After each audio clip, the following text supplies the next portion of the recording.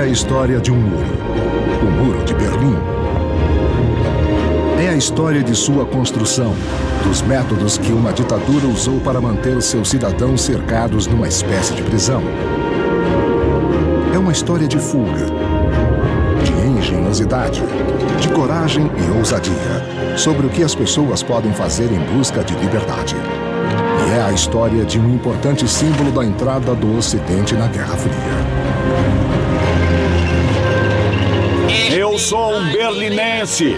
Milhares tentaram passar por cima, por baixo, através ou ao redor, tentando se desviar da tecnologia cada vez maior e mais perigosa do muro. Mais de 1000 morreram tentando. Mas o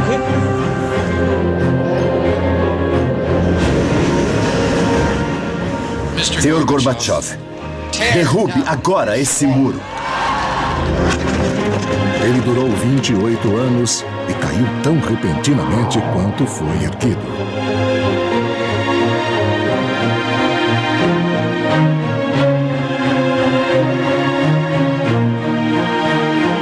Construção e queda do Muro de Berlim.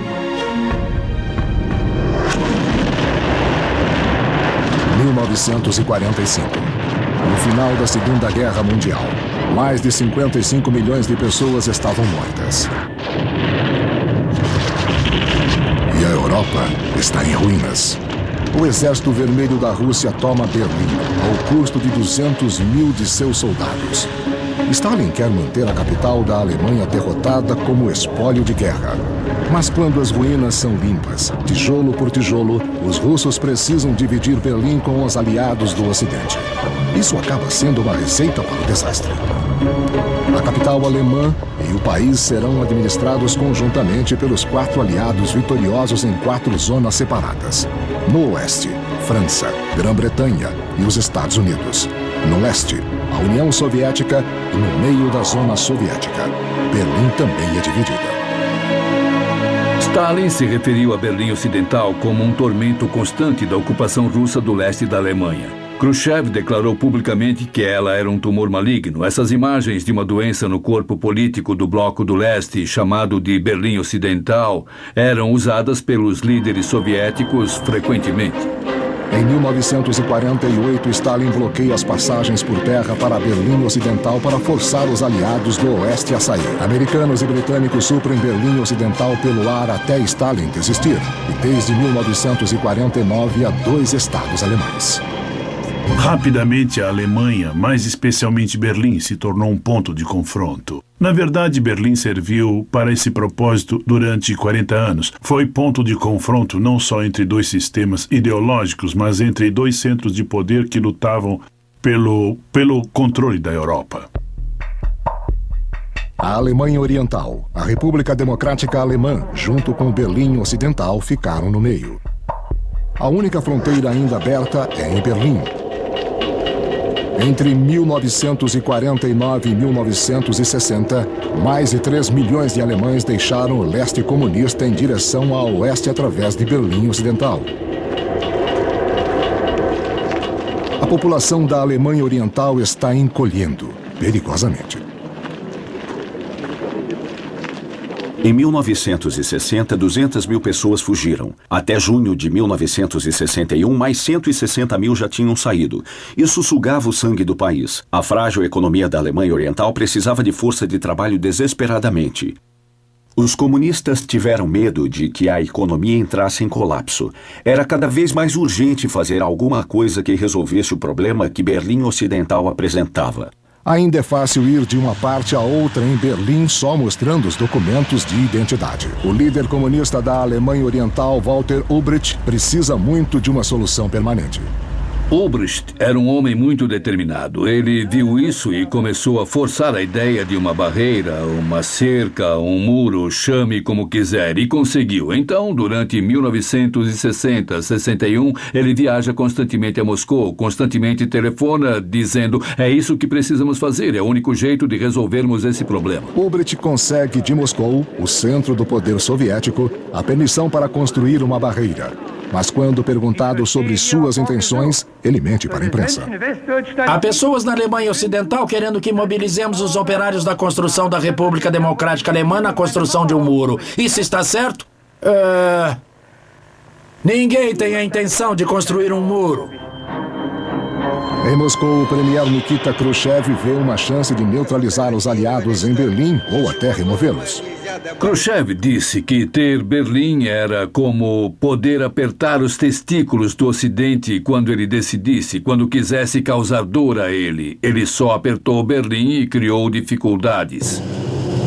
E há uma oportunidade a mais. Khrushchev pode testar a decisão do novo e jovem presidente americano John F. Kennedy. Kennedy disse: não toque em Berlim Ocidental.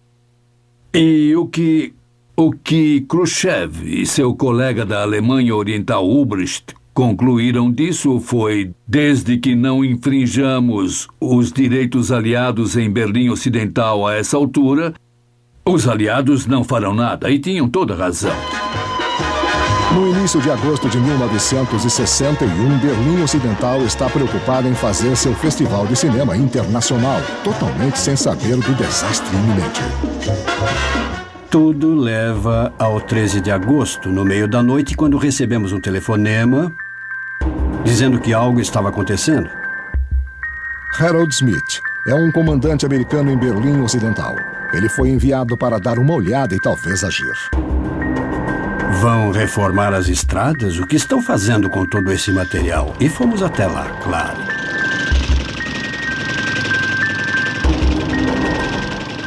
Nós fazíamos uma contagem. Todos aqueles tanques ao longo do muro iam derrubá-lo. Mas apenas um minuto antes disso, o telefone tocou e era o presidente Kennedy. E ele disse: o representante do Departamento de Estado disse: não toquem no muro. Os aliados só podiam assistir. Um dos soldados do lado oriental era Wolfgang Engels. Nos formamos em combate em 13 de agosto pela manhã. Fomos levados a Berlim de caminhão. Como um batalhão de frente, era nosso dever armar obstáculos para fecharmos as ruas. 77 cruzamentos entre leste e oeste foram fechados na cidade. O arame farpado começou a subir em 13 de agosto. Ele era cuidadosamente colocado exatamente dentro de Berlim Oriental. Nunca houve nenhuma entrada em Berlim Ocidental. Nesse dia, a Alemanha Oriental separa Berlim Ocidental como parte do resto do mundo. E ficaria assim nos próximos 28 anos. Quase nenhum soldado envolvido do nosso lado acreditava que a fronteira seria totalmente fechada. Logo, um muro provisório de 156 quilômetros circundou Berlim Ocidental e seus mais de 2 milhões de cidadãos. Olhando para trás, fico feliz de não ter havido violência e nem tiroteio. Os aliados a oeste deixaram que acontecesse.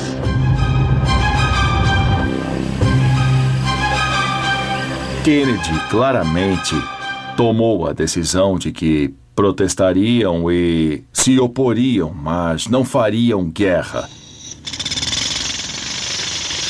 Em algumas semanas, uma fronteira mais elaborada é construída em Berlim, tornando a fuga quase impossível.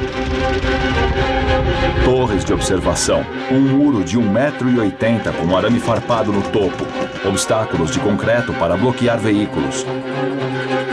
Uma cerca mais atrás e entre eles uma faixa. Uma área livre para que atirassem. E aí começa a propaganda de guerra. Camaradas alemães com o uniforme da Volkspolizei. Vocês ficam aqui dia e noite em barreiras de tijolos. Vocês não são bobos. Já perceberam há muito tempo que as medidas de Ulbricht ameaçam a paz mundial. Milhares de amigos e famílias estão divididos. Os berlinenses estão desesperados. Mas os Estados Unidos não se preocupa tanto. Kennedy não estava insatisfeito com a construção do muro. Isso diluiu a crise. Ele disse, salvamos Berlim Ocidental. Então, o ponto de vista deles não era de que duas partes de Berlim foram separadas, mas de que tínhamos sido firmes. Tínhamos evitado consequências mais graves.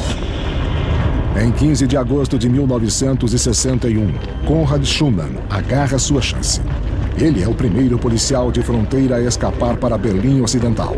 As imagens de seu salto para a liberdade circulam pelo mundo. Ele é um dos muitos que arriscaram suas vidas para escapar. A Alemanha Oriental fecha parques, pontes, casas, telhados e esgotos.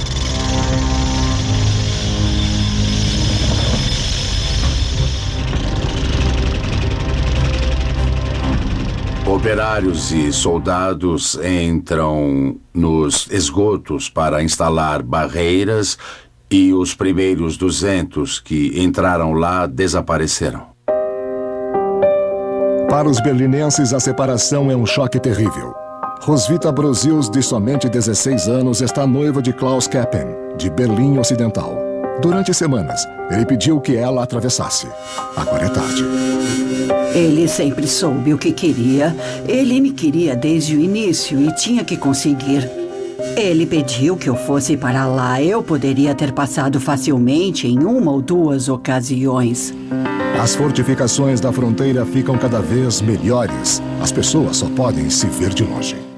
Eu não queria ir só se meus pais fossem também. A família toda foi o que dissemos. Ou vamos todos ou não vai ninguém.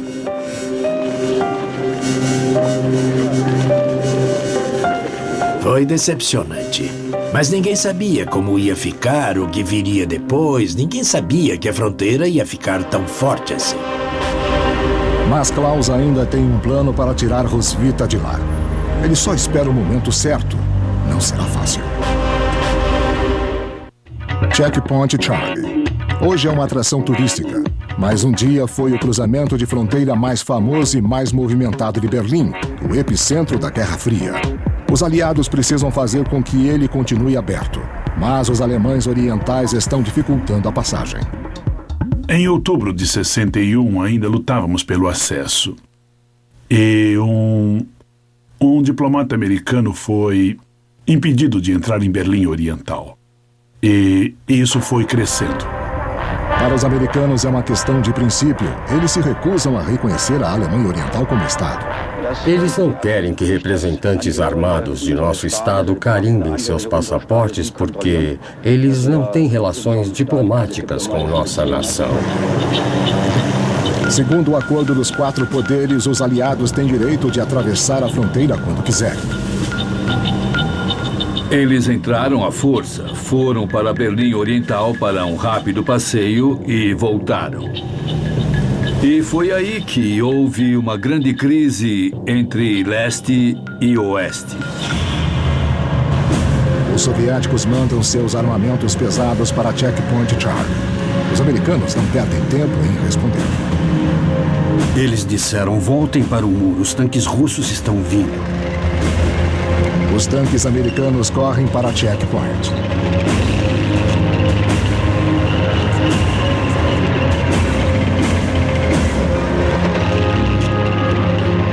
Quando chegamos lá, eu era o tanque líder, então fiquei mais perto dos tanques russos uns 250 metros. Isso é perto demais até para apontar uma arma.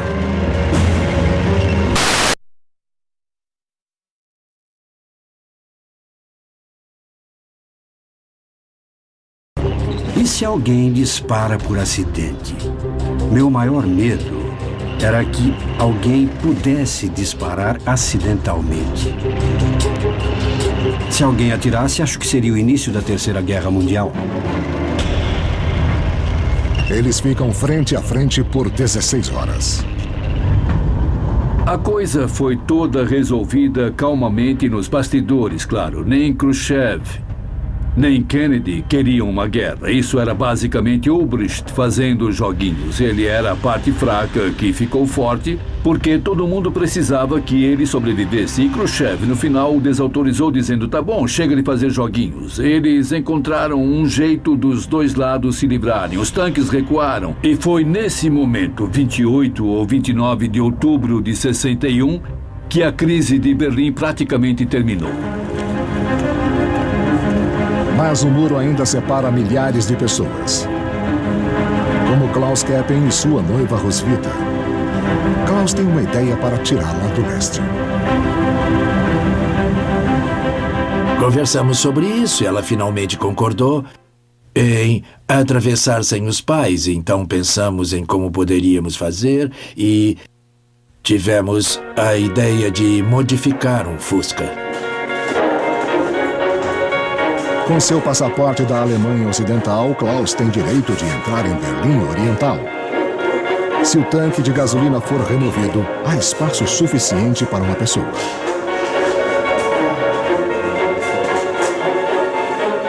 Por eu ser pequena, ele achou que eu podia me encolher e entrar debaixo do capô, onde ficava o tanque de gasolina. Um pequeno tanque de 4,5 litros vai ficar por cima dela. Rápido, rápido, vamos embora. Eu fiquei como um embrião no útero. Era apertado lá, mas eu não me importei. Eu era pequena e atlética. 10 de fevereiro. A estrada para a liberdade.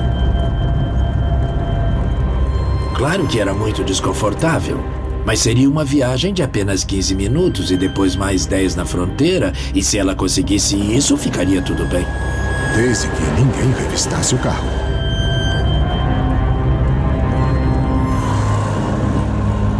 Eles não tinham chegado ao ponto de examinar profundamente cada veículo na fronteira. Mais tarde, eles olhariam até por baixo com espelhos. Enfiavam uma vara flexível nos tanques de gasolina para ver a profundidade do tanque e se realmente tinha gasolina nele, mas naquela época eles ainda não eram tão avançados.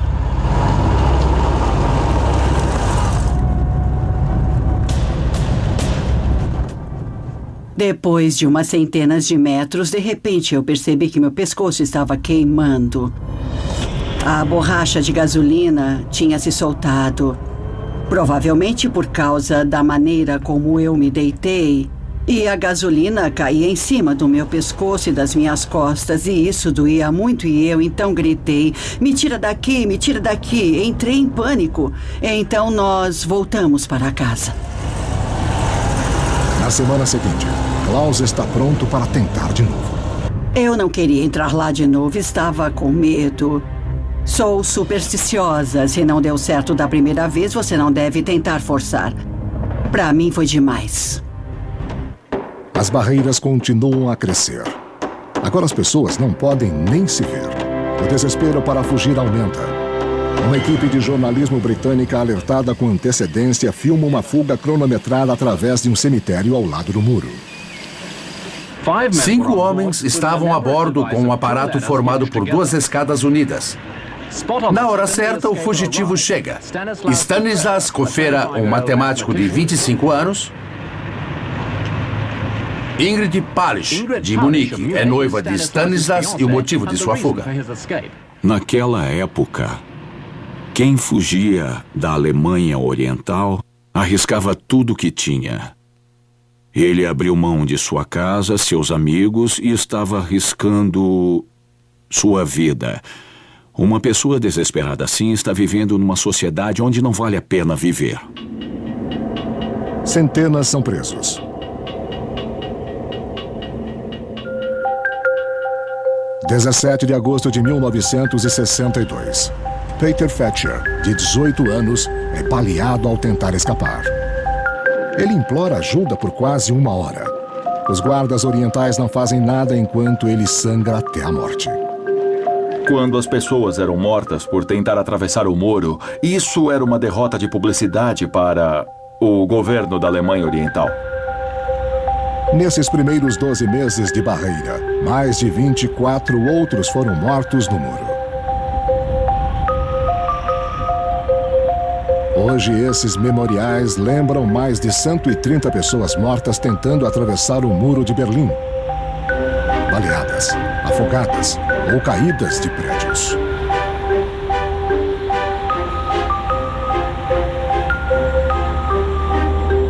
Os guardas de fronteira sempre tiveram ordens de atirar nos fugitivos, mas em setembro de 61, depois que o muro foi erguido, Erich Honecker disse: o muro na fronteira deve ser construído de maneira que haja uma área de tiro para que possamos aniquilar quem viola nossas fronteiras.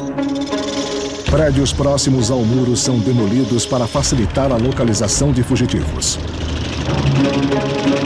Não só em Berlim. Toda a fronteira entre os dois estados alemães está agora maciçamente reforçada para torná-la impenetrável como um muro em Berlim. Uma zona de morte é construída dividindo as duas nações alemãs. Essa aldeia dividida ao meio se chama Modrahheute.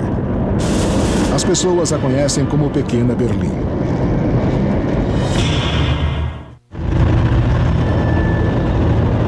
Uma ameaçadora zona de morte divide as duas Alemanhas. Essa fronteira de 900 quilômetros, mais o muro em torno de Berlim, eram conhecidos agora como a Barreira de Proteção Antifascista. Ela exigia uma força enorme de 30 mil guardas de fronteira.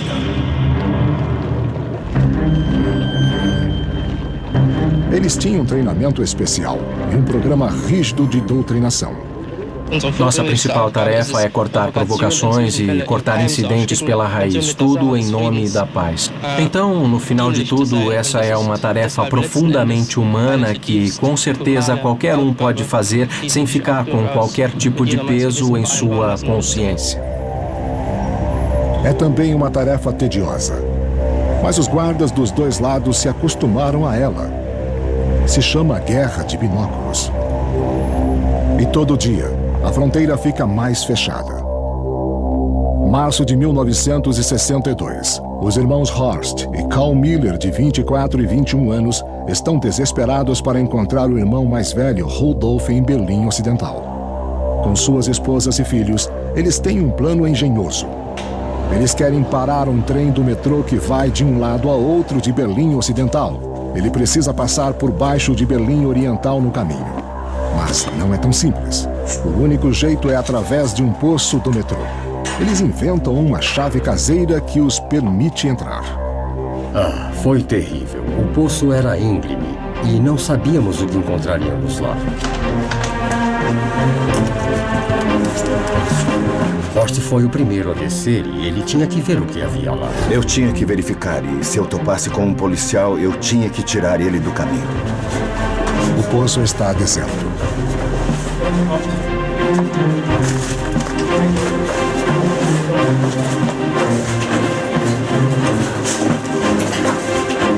E aí descemos as mulheres e as crianças. Eles fizeram tamanho peso na escada que o ferro estalou.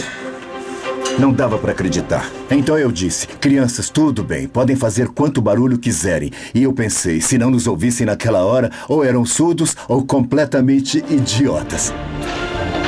Mas o túnel também estava deserto. A sorte estava ao lado deles. Um trem se aproxima indo na direção de Berlim Ocidental.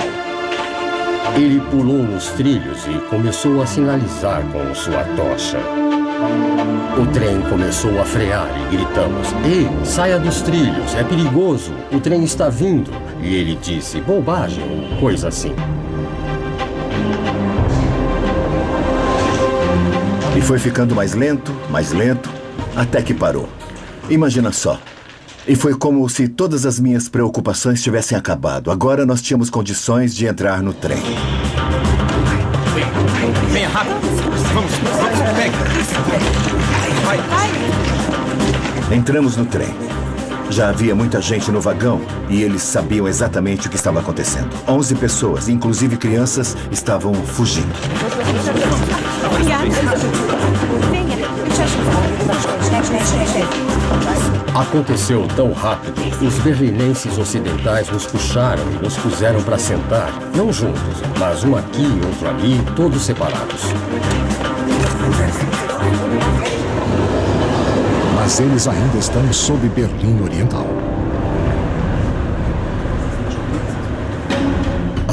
Terrível, terrível. Aqueles foram os piores minutos da minha vida.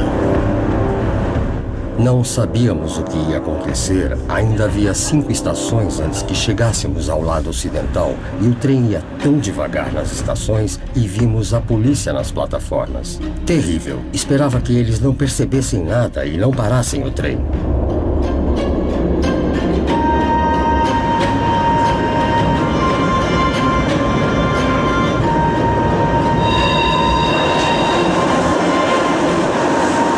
E passamos. Do outro lado, nós ficamos enlouquecidos. Aquilo foi uma loucura. Bom, amigos, conseguimos. Que maravilha! Ai, tô tão feliz.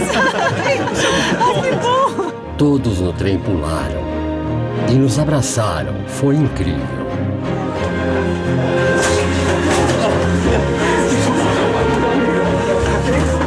Estávamos tão felizes, não dá para imaginar o quanto. Não dá para descrever a sensação. Era simplesmente liberdade e felicidade por as crianças estarem bem e nossas mulheres também estarem bem.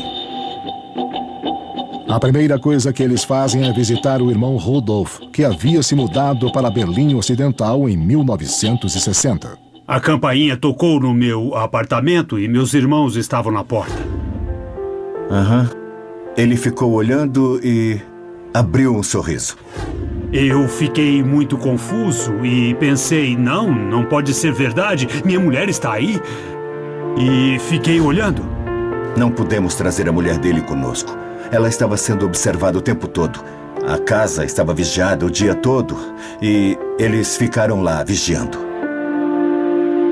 Quando o muro foi erguido, Rudolf já tinha escapado para Berlim Ocidental. Sua mulher, Traudl, e seus 2 filhos iriam depois. Mas a cada mês, as esperanças de um reencontro diminuíam. Desde então, Rudolf procurava uma maneira de trazê-los sem sucesso. Não é fácil deixar o Rudy chocado, mas ele ficou estático, ele não disse nada. Só começou a chorar então nós prometemos para ele que faríamos um plano para trazer a mulher dele e também os filhos. Não vai ser fácil. A Alemanha Oriental se esforça para conter as tentativas de fuga em Berlim e põe mais obstáculos na fronteira.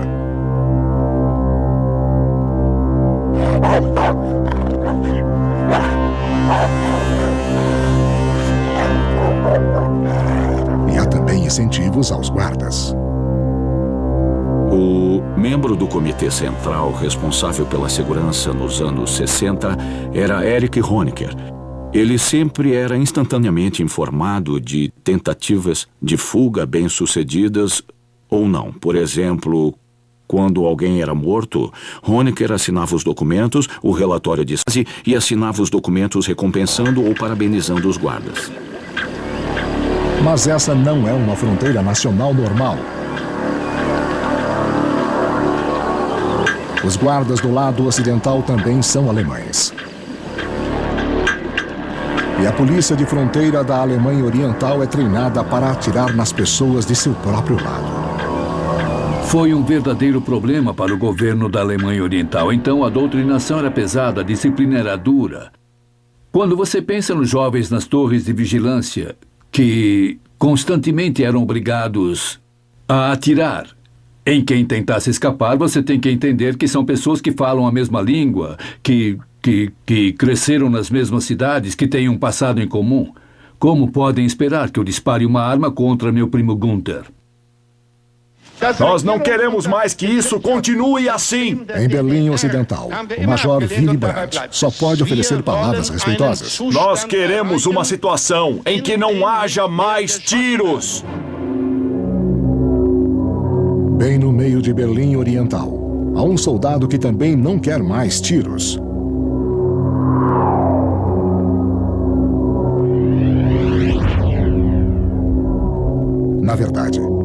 Wolfgang Engels quer fugir. E ele tem um plano. Passar com um veículo blindado através do muro. Eu entrei em contato com os soldados e tudo começou com uma conversa sobre carros. Eles estavam interessados em meu carro e eu estava interessado no blindado deles. Eles adoravam exibir ele para mim por dentro também. E conversando, eu aprendi a ligar o motor e fazer ele andar. Tudo que eu precisava para colocá-lo em movimento. Ele não exagerava com isso, só parecia fazer perguntas ao acaso. Como isso funciona? Me mostre aquilo. Não era de maneira que nos fizesse achar que ele queria dirigir. Não vimos isso. Ele era bem tranquilo com aquilo tudo. Os soldados e seus oficiais foram jantar e eu fiquei. Eu disse que tinha coisas a fazer. Assim que eles foram embora, eu entrei, liguei o motor e parti. 17 de abril, 5 da tarde.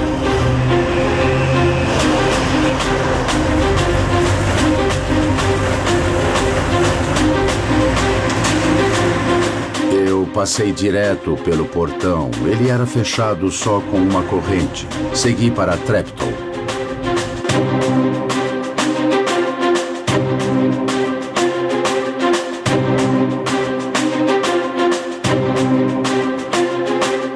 Eu tinha que ir pela Stalinale e eu cheguei ao sinal de trânsito. Naquela época, ele era controlado por um policial na guarita.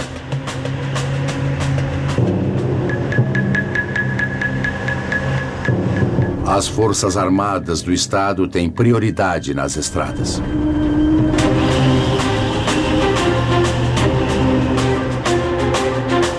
Quilômetros até a liberdade. Ele agora é seguido. A sorte está lançada.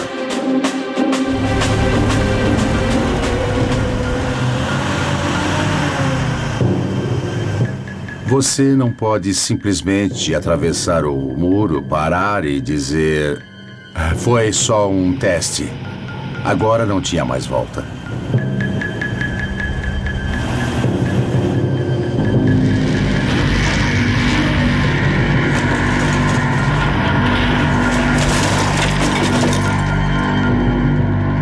As portas ainda estavam ao lado de Berlim Oriental. A minha primeira reação foi sair e me ver parado no meio dos rolos de arame farpado.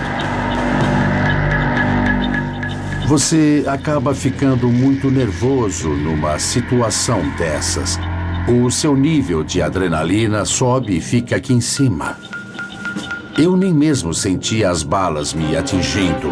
Estava muito tenso. Ele feriu-se gravemente. Berlinenses ocidentais correm para socorrer.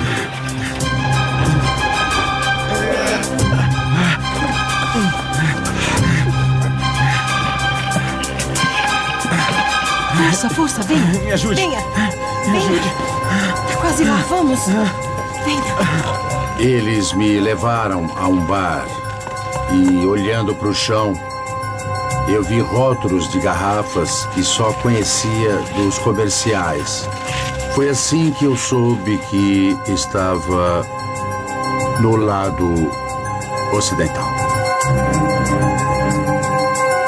E agora ele está na lista negra do lado oriental. Roubo, deserção e dano à propriedade do Estado. Wolfgang Engels tem uma bala nas costas. Suas pernas e braços foram cortados pelo arame farpado. Mas ele está feliz, a não ser por uma coisa. Sua mãe, uma comunista ativa no leste, o rejeita como traidor. Os construtores do Muro de Berlim reagem a cada tentativa de fuga com um aumento de suas defesas. Nos anos seguintes, eles substituirão os pedaços finos de concreto por placas de concreto e aço em forma de L, cada uma com 3,60 metros de altura, pesando 3 toneladas. Um veículo que bata no muro sobe na base da placa e seu próprio peso mantém o muro de pé. O muro agora se tornou uma peça do jogo da Guerra Fria.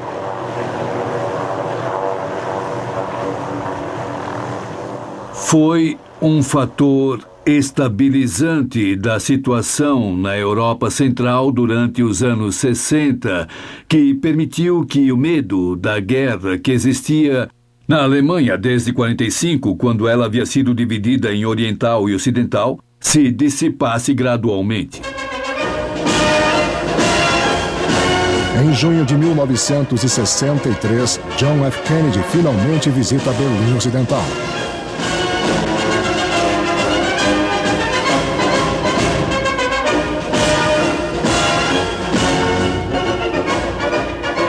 A atenção não estava mais em Berlim e Kennedy a trouxe de volta com o seu famoso discurso e a sua famosa visita que gerou enorme apoio popular em Berlim.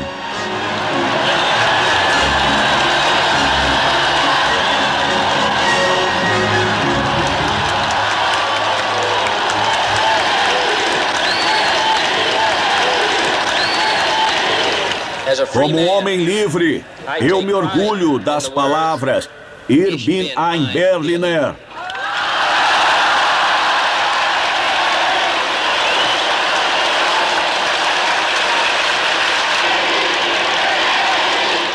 Acho que em termos da história de Berlim e do muro, a visita de Kennedy foi importante simbolicamente, porque disse às pessoas em Berlim que os Estados Unidos iriam apoiá-las.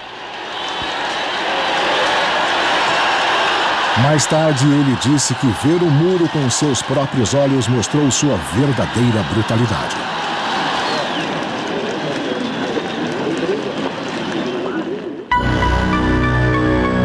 Essa brutalidade é cruelmente demonstrada meses antes no meio de Berlim.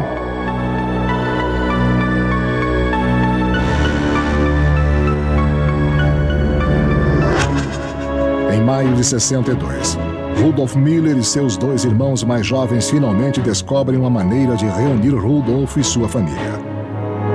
A construção do muro os separou de seus dois filhos, Bernhard e Christian, agora com 8 e 5 anos, e de sua esposa, Trude. Eles prenderam minha mulher uma vez porque ela acenou e a interrogaram. A mantiveram presa um dia inteiro com as crianças e deixaram claro para ela: seu marido está do outro lado. Sabemos sobre ele, sabemos que tipo de homem ele é. Você nunca mais o verá. Nós não vamos deixar vocês atravessarem. Os três irmãos Miller, junto com amigos, começaram a cavar um túnel. Eles vão chegar até o lado oriental. O túnel vai ter 22 metros desde sua entrada no lado ocidental, debaixo do muro.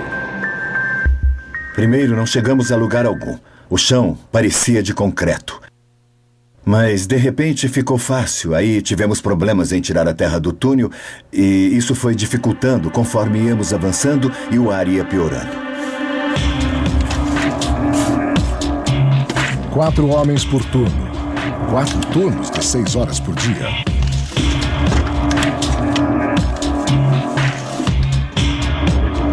Eles começam a cavar dentro de um canteiro de obras a apenas 2,5 metros abaixo dos guardas de fronteira. Então precisam trabalhar em silêncio.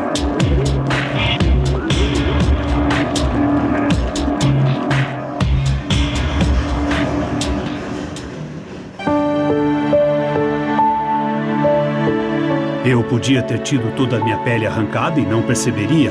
Eu tinha um objetivo de verdade. A cada momento que eu cavava, eu via a minha família. Só continuava em frente. Vamos conseguir, temos que conseguir. De repente, eles chegam a uma área em que a terra é bem macia. Olhei para cima porque ouvi um barulho estranho. E aí, houve um desabamento. Eles só viam minhas pernas e meus sapatos. Assim, viram onde deviam cavar. Cavem, cavem! Vai! Assustador. Foi terrível. Aquilo, para mim, Foi difícil. Eu já tinha passado por problemas demais. Eu não queria ficar soterrado. Foi muito difícil. Eu ainda não consigo falar sobre isso. Aquilo foi muito difícil para mim. Você vai ficar bem. Você vai ficar bem. Calma, calma, calma. Em 18 de junho, depois de 3 semanas de escavações, os irmãos chegam ao seu objetivo. Rudy disse: Hot, vai, faz um buraco, temos que passar. Aí eu escavei para cima e, finalmente, o buraco se abriu.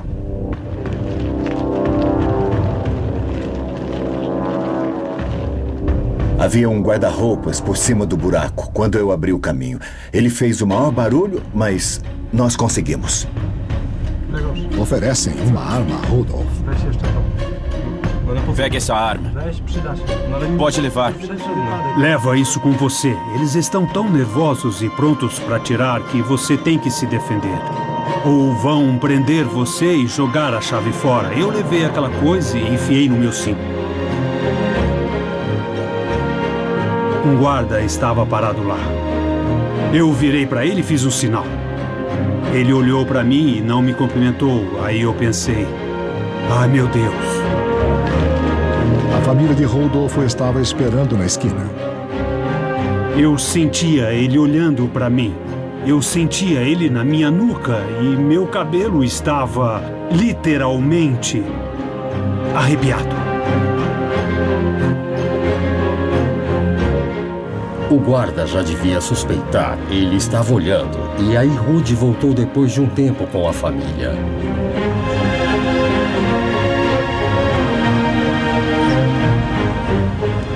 Eu disse a Traud: agora vocês dobram a esquina junto ao muro e continuam andando, aconteça o que acontecer. E enquanto eu dizia isso, o guarda estava vindo. Ei! Pare aí! Eu parei, os outros continuaram um pouco. Não tem graça, você acabou de me ver. Vamos a uma festa de aniversário. Bem, do jeito como falamos em Berlim, leve e relaxado. Mas ele não ouviu, ele estava muito nervoso.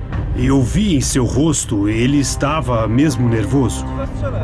Ele só disse... Bom, ele disse: parem as mulheres e as crianças. Ergueu a metralhadora e aí eu pensei: pronto, agora ele vai atirar. Tenho certeza de que ele ia atirar. Ele mataria todos eles. Eu puxei a arma, mirei na metralhadora e apertei o gatilho. Aconteceu tudo ao mesmo tempo. Rudy disparou no guarda em legítima defesa e um policial na torre de observação atirou também. De repente, o guarda caiu. Entrei em pânico, só gritei: corram, corram, corram! A família correu, as mulheres e as crianças. E o policial da torre mirava nas crianças. Naquela hora eu conseguia ver as balas batendo no chão. E aí entramos no buraco. Graças a Deus, todos entraram, eu fui o último. Os guardas vieram correndo. Parece que chegaram em segundos. E imediatamente começaram a disparar para dentro do túnel. Os fugitivos tiveram sorte. A forma do túnel os protegeu das balas.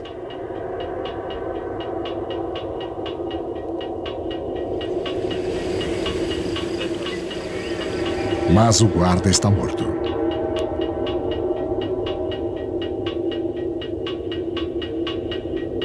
Tudo o que aconteceu me deixou muito triste. Eu fiquei muito mal. Na Alemanha Oriental, Reinhold Hund se tornou um mártir. O jovem guarda de fronteira tinha 21 anos quando foi vítima das balas do assassino.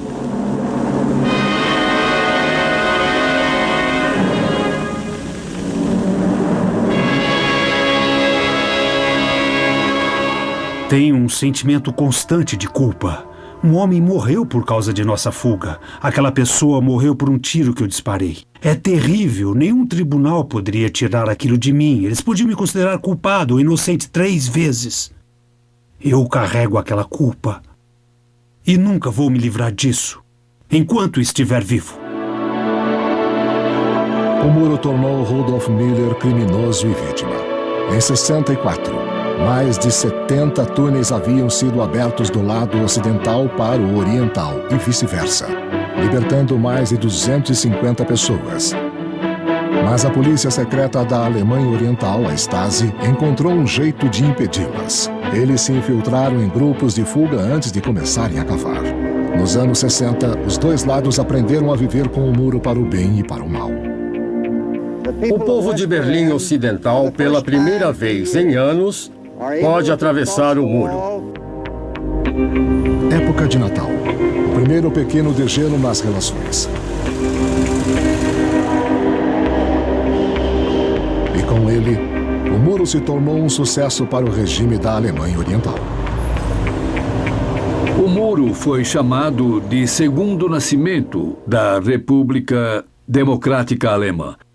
Ele deu ao Estado uma oportunidade de se estabilizar e ver o que podia fazer pelo povo, que tipo de vida poderia ser dada às pessoas obrigadas a ficar, já que a força de trabalho não podia sair. Então o muro salvou a República Democrática Alemã do colapso quase certo. Em 1961, a Alemanha Oriental fechou suas fronteiras com arame farpado e concreto para se proteger do colapso econômico. Durante 10 anos, eles reforçaram essa fronteira contra fugitivos cada vez mais ousados. Em maio de 1971, um novo ditador chega ao poder na Alemanha Oriental, Erich Honecker. Mesmo tendo uma aparência de ser mais moderno, o muro ainda é o símbolo público de seu absoluto controle de Estado. 900 quilômetros de fronteiras entre as duas Alemanhas, com mais de 1.000 torres de observação e 50.000 guardas. 60.000 metralhadoras conectadas a armadilhas. Campos minados com minas contrapessoais tipo 66 do tamanho de um prato. Para qualquer alemão oriental que ainda quisesse escapar, parecia impossível.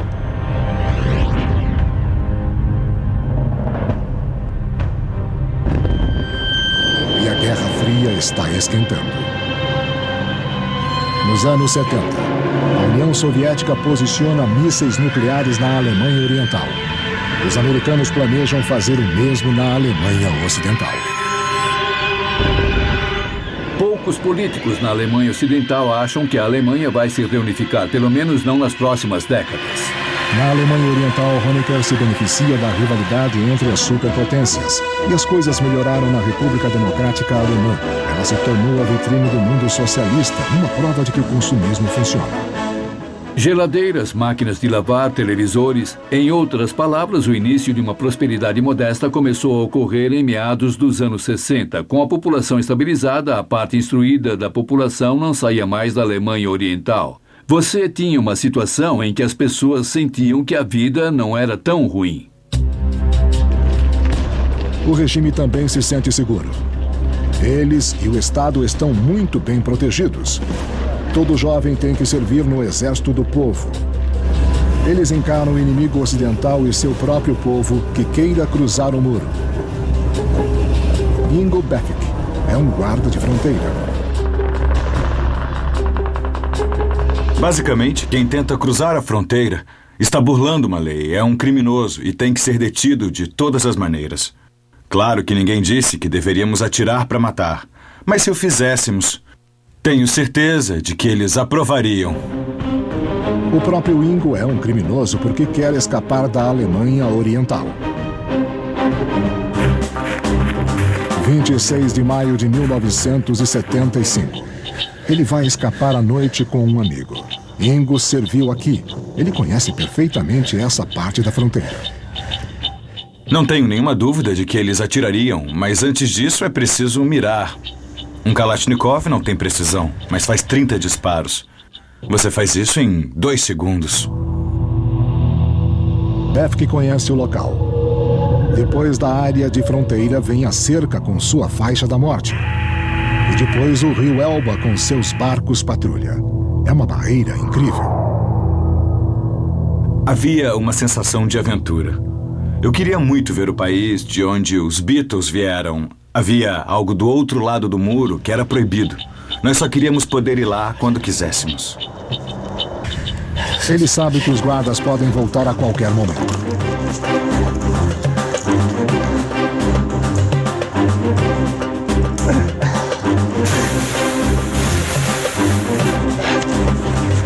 Agora vem o próximo obstáculo, o campo minado.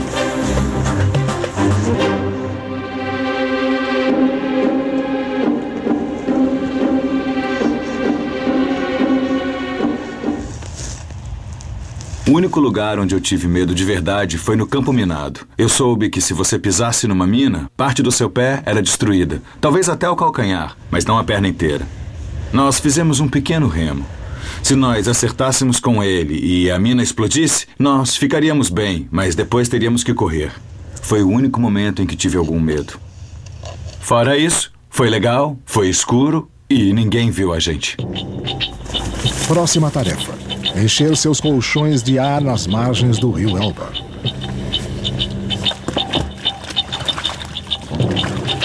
O Elba tem uma corrente bem forte. Nadadores eram levados por ela rapidamente, há redemoinhos e todo mundo tem medo deles. E eu não queria me afogar. Então levar os colchões de ar foi uma boa ideia.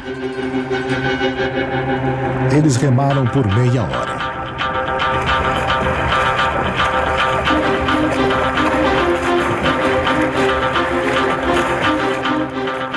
Primeiro, nós achamos que a outra margem do rio nunca chegaria. Estava escuro, remamos feito loucos e, de repente, chegamos. Havia um ônibus da alfândega bem na nossa frente.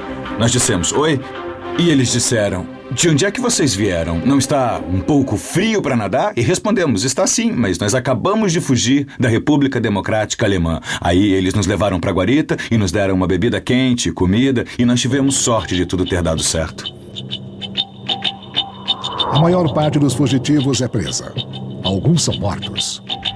Ingo Befk é um dos poucos que conseguem atravessar o Elba. Da família Befk, Ingo deixou 2 irmãos para trás. Ele vai tentar tirá-los de lá. Para uma unidade de vigilância, uma fuga bem-sucedida é uma humilhação. Todo caso é investigado e o sistema é constantemente reforçado. Agora, esses são os obstáculos para se ultrapassar o muro.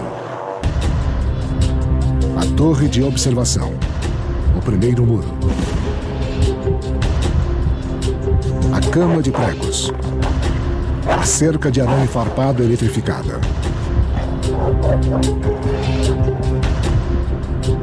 Cães. Fios com alarmes. E há uma armadilha para os guardas também.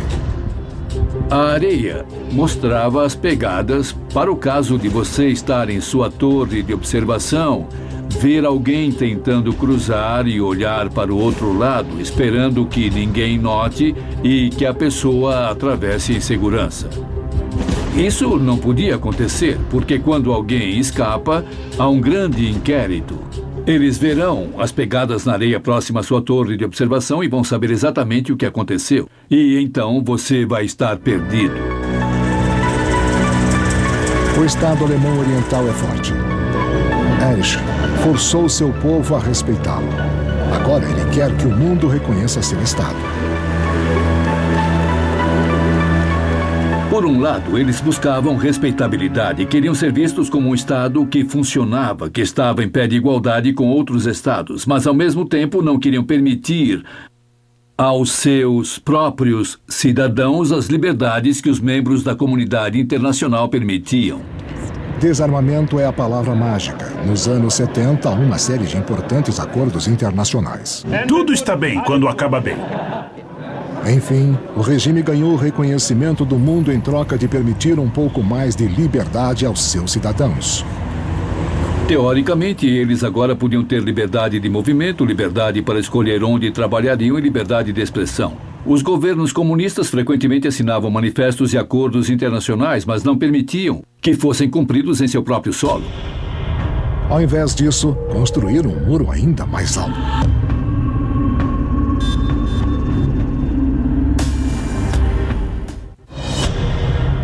Em Berlim Oriental, o líder comunista Erich Honecker completa o próximo estágio do muro. Maior, mais largo e mais assustador. Porque 1000 pessoas ainda escapam todos os anos. O muro foi construído para ser permanente, intimidador e mortal. Placas de concreto em formato de L pesando 3 toneladas com um cilindro de concreto impossível de se escalar em seu topo. A maioria das pessoas desistiu de pensar em fugir, mas não todas. Eu não podia viajar para onde eu quisesse. Não podia falar do que gostava. Se você contasse uma piada política, era de se esperar que fosse preso. Era simples assim. Peter Strelzik vive em Thüringen, a 48 quilômetros da fronteira. Ele é engenheiro e inventor e sabe que o muro é impenetrável ao nível do chão, mas cria uma solução engenhosa e ousada, um balão que vai passar sua família por cima da fronteira. Um balão a gás seria melhor porque você não veria a chama, mas onde se consegue oxigênio ou hélio? Não há outro jeito. Ar quente. Eles terão que viajar 32 quilômetros desde Lobenstein, na Alemanha Oriental, só para atravessar a fronteira. 3 de julho. Vamos, o balão está pronto. Podem subir. Estávamos prontos para decolar. O ar já estava quente e eu comecei a sentir um pouco da pressão. Segurem-se e fiquem abaixados. Abaixem-se. Eu dei um bom gás no queimador e nos erguemos vagarosamente por cima das árvores.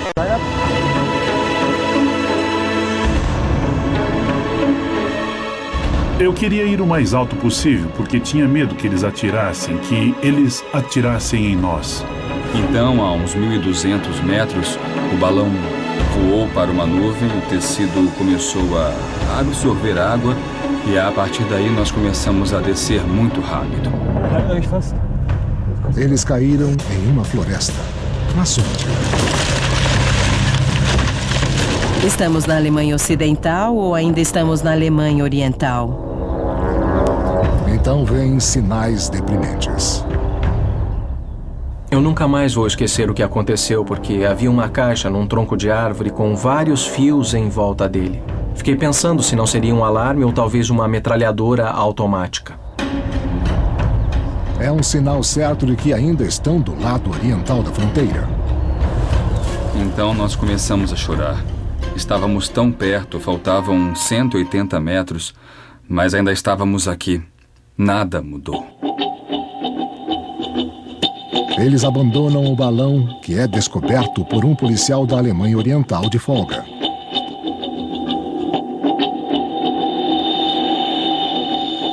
Eu estava procurando cogumelos e vi o balão pendurado lá, mas eu não disse nada porque eles perguntariam o que estava fazendo lá. Você não tem o que fazer lá. Então eu procurei ficar quieto para que eles não me percebessem. Eles não me parabenizariam, iriam me dar uma surra. 17 dias depois, a Stasi encontra o balão. O policial local Egon Matiasik dessa vez é chamado para vigiar o local. Dei uma boa olhada no balão. Eu tive bastante cuidado em cercar o local do crime. Deixei meu álbum de fotografias para trás, mas voltei para buscar e na pressa esqueci meus remédios. O que é isso?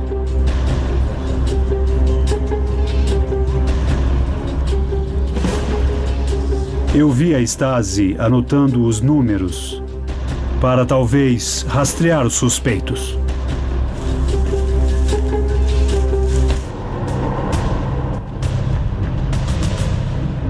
Se eu tivesse denunciado antes, eles teriam começado a buscar mais cedo. Umas 2 semanas haviam passado.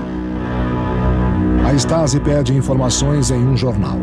O quartel da polícia secreta da Stasi em Berlim. As informações circulam aqui dentro, mas nunca saem. Tentativas de fuga são más notícias. Milhares de pessoas trabalham aqui para impedi-las.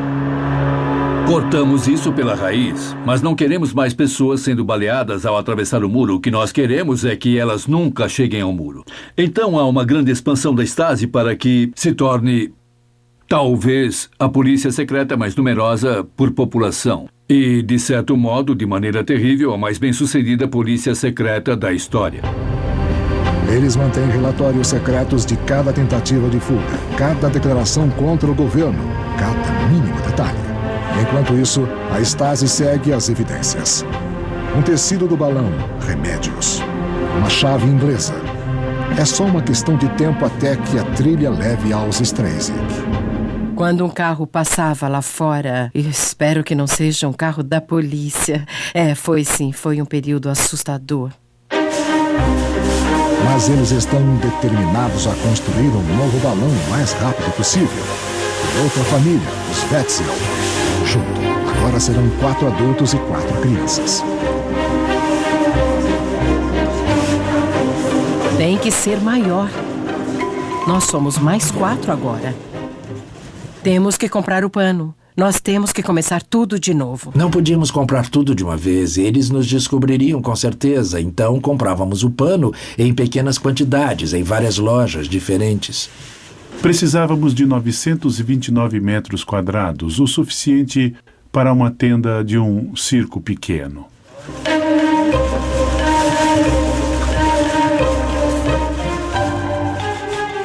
Ele começou costurando em nossa cama dia e noite, costurava até dormindo. Eles costuraram em todos os minutos de folga durante 6 semanas. –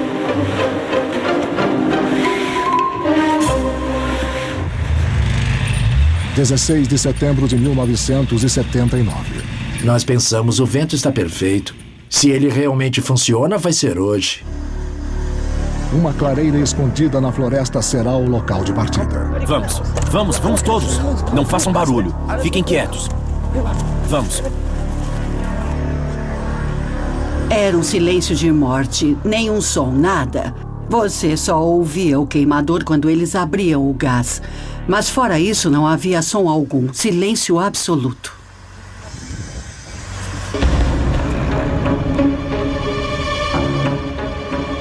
Pouco depois da partida, eles foram localizados pelos guardas no posto de controle. De repente, nós percebemos que havia holofotes em nossa direção.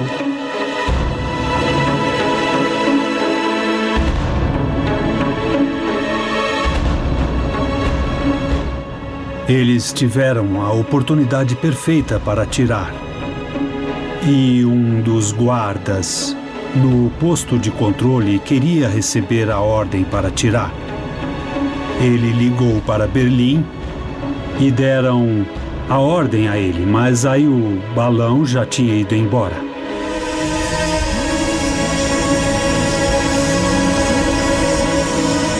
Aí ele começou a chacoalhar e estalar, e o gás terminou, a chama apagou e aí nós pudemos enxergar o balão.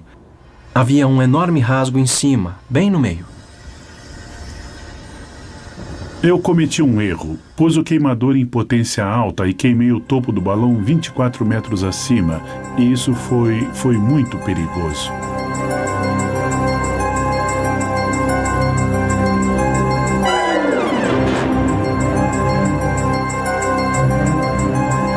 Daquele momento em diante, só caímos. Não pudemos mais aquecer o ar. Por sorte, o balão era um pouco maior do que o necessário. Exatamente por isso funcionou um pouco como paraquedas, e isso reduziu o impacto.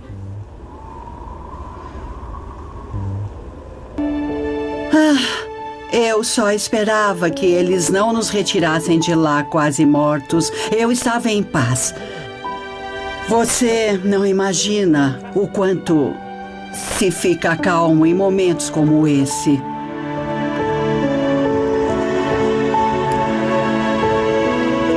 Dei uma olhada em volta com a tocha e vi as copas dos pinheiros vindo em nossa direção e depois ouvi estalos. Na primeira vez nós levamos 34 minutos e na segunda vez foram só 28 minutos. Por causa disso, eu acabei achando que nós também não tínhamos chegado. Não saiam daqui, eu acho que chegamos. Vamos dar uma olhada. Vamos. Nós fomos até a estrada e paramos um carro. Saíram 2 policiais dele. A primeira pergunta que conseguimos fazer foi: vocês podem nos dizer se estamos no lado ocidental? Ele disse onde mais estariam. Eles também estavam surpresos. No final percebemos que tínhamos conseguido. Então, é claro, nós corremos feito loucos, nos abraçando e nos beijando. Foi uma grande comemoração. Fußspuren. Tudo que a Stasi pode fazer é registrar e reconstruir o crime. Registrem tudo. Precisamos de todos os detalhes.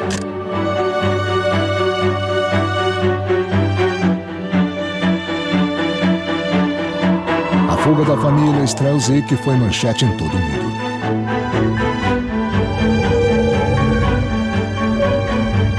Eu acredito que a liberdade é o bem mais precioso que um ser humano pode ter, mas quem sabe disso são as pessoas que sabem como é viver sem ela. Se você cresceu livre e não sabe o que significa isso, acha que é sempre assim. Berlim Ocidental. Liberdade e lojas de departamento lotadas de produtos. O sonho do Ocidente no início dos anos 80. Em compensação, o Oriente é cinzento. A República Democrática Alemã nunca pôde estabilizar a situação para que as pessoas ficassem felizes sem escassez e com um pouco de liberdade. O Ocidente estava sempre ao lado, provocando uma comparação indesejável.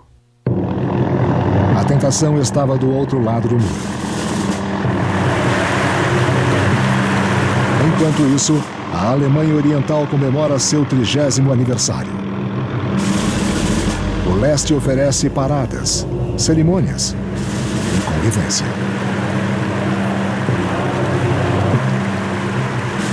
A maioria não queria arriscar a vida só para chegar ao lado ocidental. A maioria pensava: lá pode ser melhor, mas eu vivo aqui. Podemos ter problemas na vida, mas talvez melhoremos vivendo aqui. Não havia, como se pensa sempre no lado oriental, um clima de ódio e um sentimento de opressão. Não havia essa sensação de estar preso numa sociedade.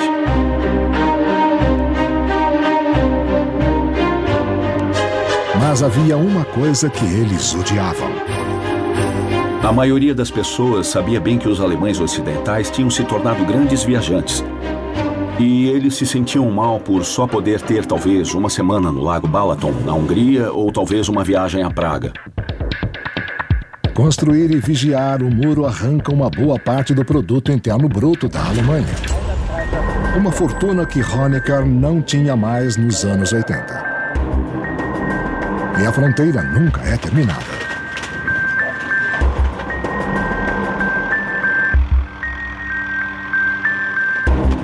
O muro foi uma grande imposição a um país que frequentemente tinha dificuldades financeiras. E pode ter custado 1 bilhão por ano mantê-lo nos mais de 28 anos que se seguiram. 1 bilhão de marcos alemães, $500 milhão por ano. E nem assim impedia a fuga das pessoas.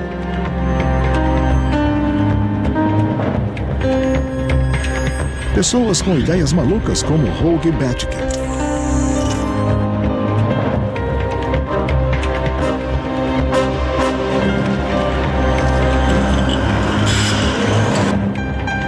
A família Bethke, o irmão mais velho Ingo, cruzou o rio a nado até a liberdade. 8 anos depois, seu irmão mais novo, Holger, quis encontrá-lo no lado ocidental. Levamos um kit de manutenção e vestimos macacões. Depois pusemos uma régua no arco para que parecesse uma trena e então enrolamos cabos de aço como se estivéssemos indo trabalhar naquele prédio.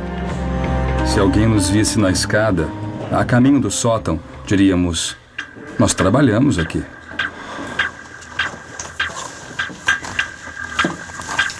O dia é 31 de março.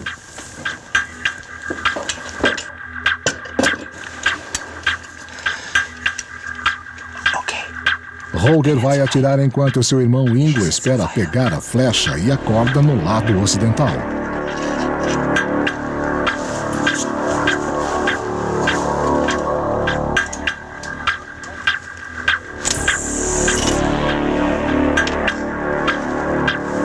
Eu ouvi um som e pensei, droga, bateu numa árvore. Mas quando eles se penduraram nela, eu vi algo se mover. Eu olhei perto da árvore e vi, cara, eu consegui. E aí eles dois apareceram contra a lua, eu segurei bem e comecei a puxar. O cabo de aço está preso à corda de nylon e foi puxado. A ideia era amarrar no carro e esticar bem, para que pudéssemos ter mais força para puxar. A roldana caseira estava pronta.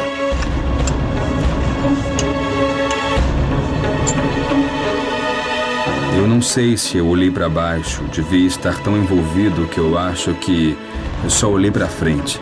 Você tem que chegar, você tem que chegar. Eu espero que ninguém atire, eu espero que ninguém veja.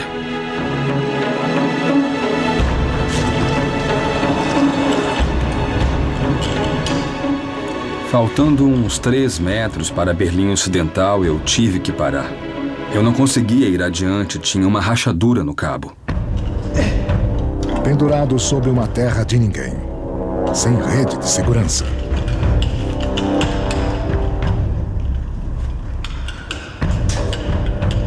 A faixa da fronteira era incrivelmente iluminada. Eles tinham lâmpadas de arco a cada 10, 15 metros apontando para baixo. Então, se você olhasse de uma torre de observação, veria uma luz branca brilhante. Depois dela, talvez não visse nada. É claro que esperávamos que essas luzes fortes da fronteira ajudassem um pouco, porque estávamos acima delas. Então, não nos veriam de cara. Nessa hora, eu vi o meu amigo vindo atrás de mim. Finalmente, nós passamos pro lado ocidental. Eles encontraram um ponto cego entre 2 torres. Depois, a Alemanha Oriental construiu uma outra torre para que isso não pudesse acontecer novamente. Pode-se dizer que meu irmão acabou ganhando sua própria torre de observação. O muro. Para alguns artistas, essa é a maior tela do mundo. A galeria do lado oriental, vista do lado ocidental. Ela é tão chamativa quanto Berlim Ocidental, uma atração turística separando 2 mundos. Controle de fronteira aliado, leste e oeste.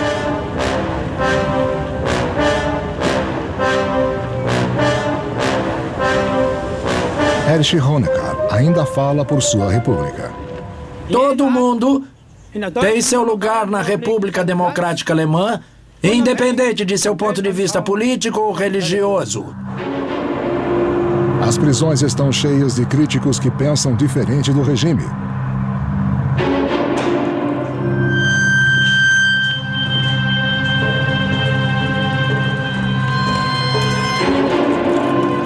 O que um Estado deve fazer quando tem tantos dissidentes? E está falido.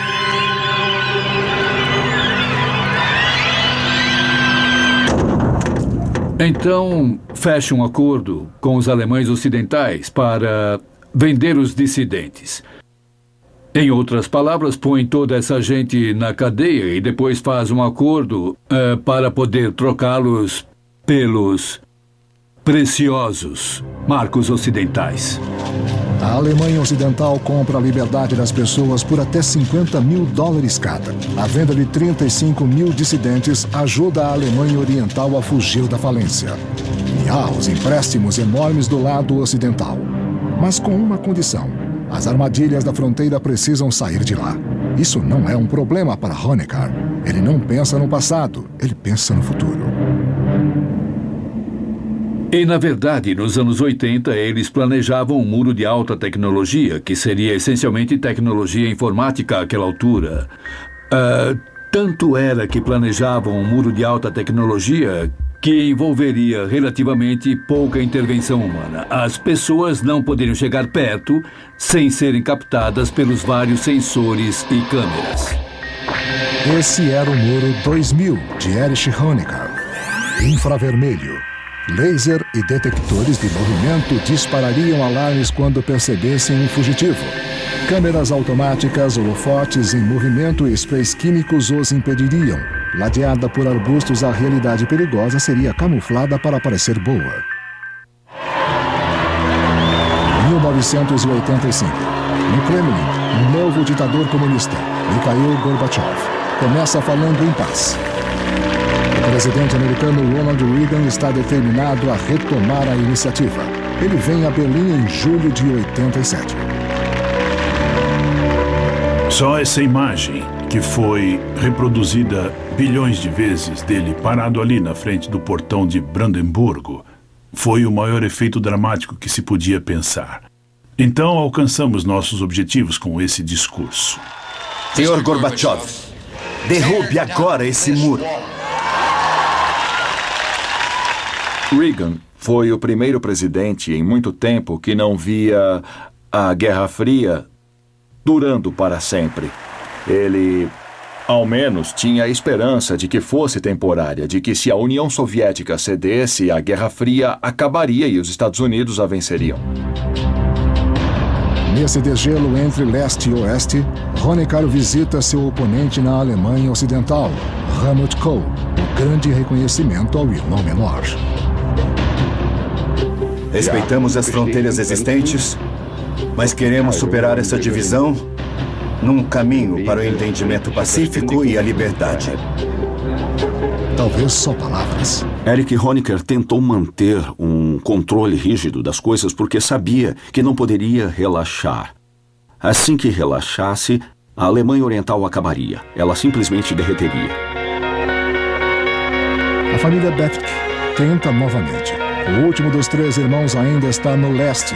Egbert, em 1989, Ingo e Holger queriam voar por cima do muro para buscar Egbert usando 2 aviões em apenas 30 minutos. Primeiro nós compramos um ultraleve e aí aprendemos a voar sozinhos. Nós tivemos todo tipo de dificuldades. Eu acho que nós destruímos 3 propulsores, mandamos alguns motores para o lixo e também quebramos uma asa. Nós aprendemos na marra. Mesmo se continuassem aumentando o muro e ele fosse ainda mais alto, sempre haveria gente tentando ultrapassá-lo. Um avião vai aterrissar no Parque Treptow, em Berlim Oriental, e buscar o irmão deles, Egbert, enquanto o outro patrulha o céu acima. O irmão aprovou. Achei a ideia fantástica. Voar por cima do muro, aterrissar e voar de volta. Parecia uma ótima ideia. Eu gostei. Eles pensaram em tudo. Pusemos estrelas vermelhas debaixo das asas e outras atrás. Esperávamos que isso nos desse a vantagem da surpresa contra os guardas de fronteiras. Eles sabem que os guardas de fronteiras não podem atirar em alvos aéreos sem permissão. Então nós pensamos, um guarda de fronteira nos vê às 4 da manhã. Aí ele liga para o comandante dele e o tira da cama. Esse comandante liga para o comandante do batalhão e ele liga para os russos. E isso leva uma vida. E até alguém perceber e ligar de volta, já estaremos longe. 26 de maio de 1989, um campo de esportes de Berlim Ocidental. Fomos de caminhão até o campo e à meia-noite começamos a descarregar os ultraleves. Nós montamos aquilo tudo e desmontamos tantas vezes que estávamos muito bons. Bons mesmo.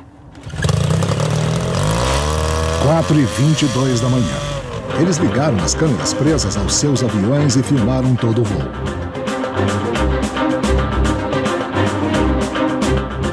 Estávamos muito nervosos, mas assim que decolamos, isso melhorou. Mas foi estressante. Eu tentei erguer o meu visor porque eu não via nada, estava completamente escuro. Eles ligaram ao rádio para tentar entrar em contato com Egbert.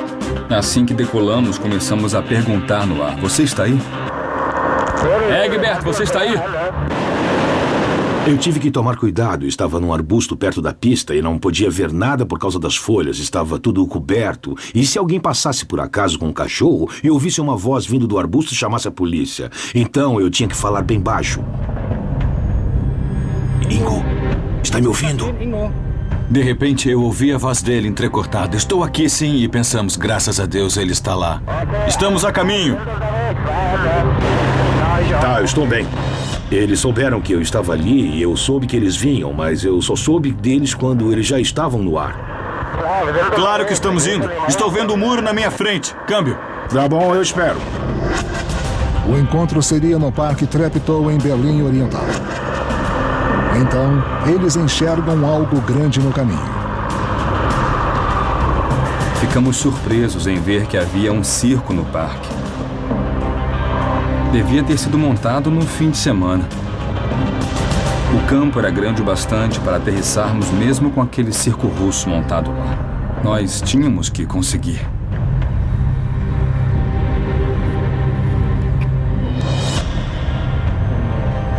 Mais para trás. Ingo, eu estou vendo você. Quando eu devo sair? Eu aterrissei em algum lugar na ponta do campo. Egbert pulou do arbusto e eu gritei: cuidado, não entra no propulsor! Porque, claro, ele estava ainda mais animado do que eu.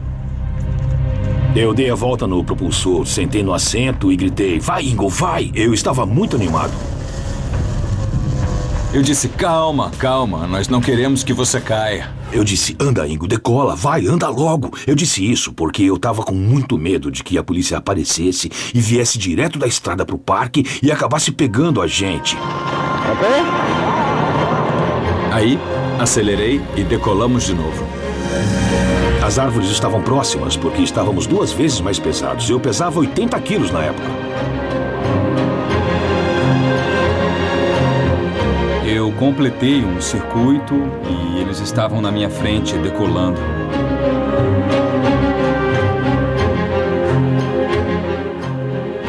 Assim que nós decolamos, eu pensei nos meus amigos, meus parentes, e eu fiquei um pouco triste. Eu estava incrivelmente feliz. Quando chegamos a alguns metros do chão, estávamos voando para a liberdade. Mas também eu senti tristeza, porque naquela época eu ainda acreditava que nunca mais veria os meus amigos ou parentes. 3 irmãos reunidos no céu por cima de Berlim. Pensei, conseguimos. Nada pode dar errado. Egbert está a bordo. Eu não estava com medo de cair ou que alguém atirasse em nós. Vimos os guardas da fronteira embaixo e vimos que eles olhavam para nós. Eles olhavam para cima, avisando aos outros. Mas o que podiam fazer? Éramos russos.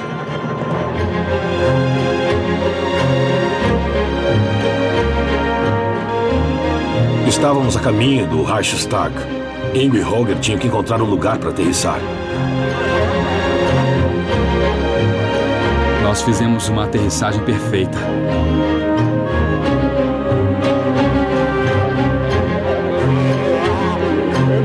Conseguimos! Aterrissamos! Eu estava tão feliz e animado que literalmente caí de joelhos e beijei o chão e disse: graças a Deus deu certo, conseguimos! Foi demais. Eu estava feliz. 7 de outubro, aniversário de 40 anos da Alemanha Oriental.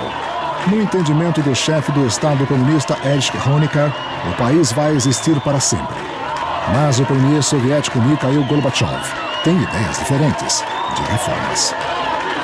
As pessoas gritavam: Gorby, ajude-nos!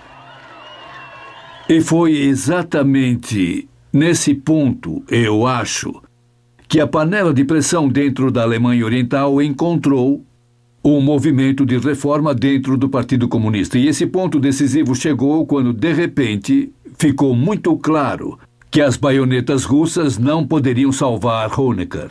Asseguramos aos nossos amigos, em todo o mundo, que o regime socialista em solo alemão, na terra de Marx e de Engels, está erguido sobre bases indestrutíveis. Honecker era profundamente resistente a mudanças. Não se interessava em abrir concessões e achava que o regime era sólido. Ele vivia cada vez mais num mundo de fantasia. Em toda parte do leste europeu, na Polônia, na Tchecoslováquia e na Hungria, as fronteiras estão se abrindo. A cerca elétrica entre a Hungria e a Áustria foi desmontada. De repente, os alemães orientais têm uma saída segura.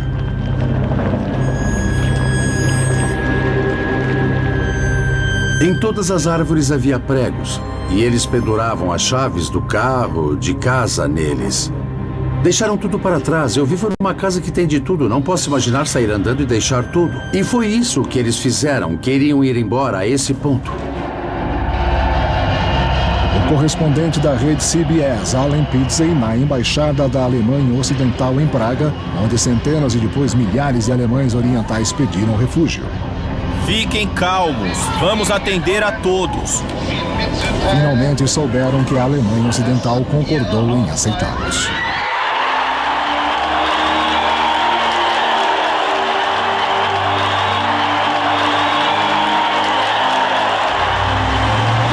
Eu consegui. Eu só posso dizer que eu sou um homem livre.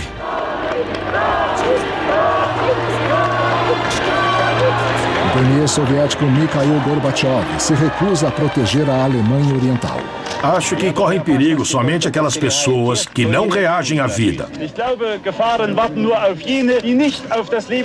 Nada aconteceria à Alemanha Oriental, nada aconteceria na maior parte do leste europeu se não fosse pela chegada de um homem que foi Gorbachev. Ele foi o primeiro homem que disse: não vamos enviar tanques. Mas o regime de Honecker não desiste.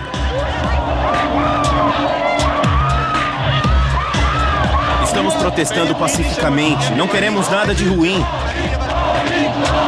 Acho que foi a maior concentração de gente que eles tiveram. E quando você via aquilo, percebia que lá estavam eles. Não podiam impedir aquilo, não podiam impedir que as pessoas falassem, que se reunissem. E elas não tinham medo de se reunir. Acabou, as autoridades perderam totalmente o controle. O gênio tinha saído da garrafa. A pasta estava fora do tubo, como quiser colocar.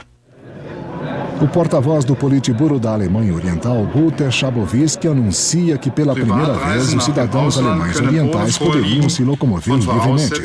Um jornalista pergunta a ele quando, e ele responde: agora mesmo. Você quer saber quando? Eu já vou te responder agora mesmo. Foi um erro. Ele devia ter dito amanhã.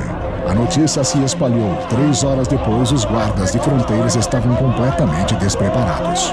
Pegamos nosso equipamento e corremos o mais rápido que pudemos até Checkpoint Charlie. Eles estavam lá, subiram nele. Os portões foram abertos, os guardas fugiram e as pessoas passavam. Foi uma festa gigantesca nas ruas. Os carros passavam. E todos os carros Trabants velhos atravessavam. E os alemães ocidentais gritavam e as pessoas se abraçavam. Foi um momento incrível.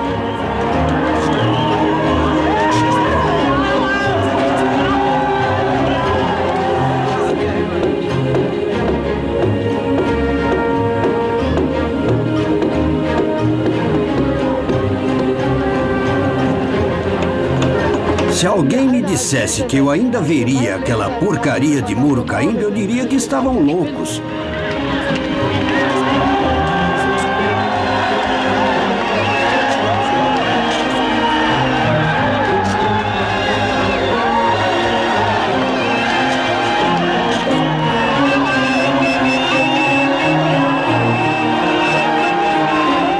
Mas nem todos estão felizes. As pessoas estão falando em reunificação. Eu sou totalmente contra. Eu tenho certeza de que há muitas coisas boas lá, mas tem muita porcaria também. E eu acho que ela devia ficar por lá.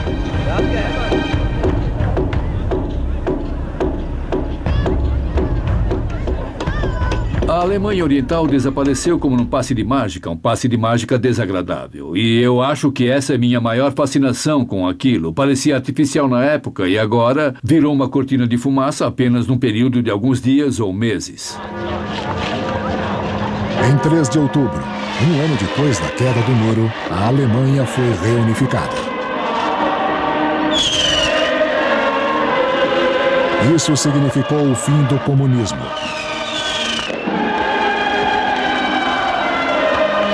Durante os 28 anos em que o muro existiu, pelo menos 40 mil pessoas escaparam pela fronteira para o Ocidente.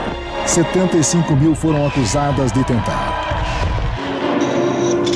Mais de 1.300 morreram, ao menos 136 somente em Berlim. Mas o leste acobertou muitas mortes.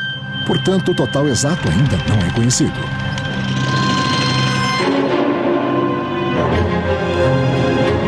Hoje, o Muro de Berlim O símbolo da cortina de ferro, a linha de frente da Guerra Fria, praticamente desapareceram.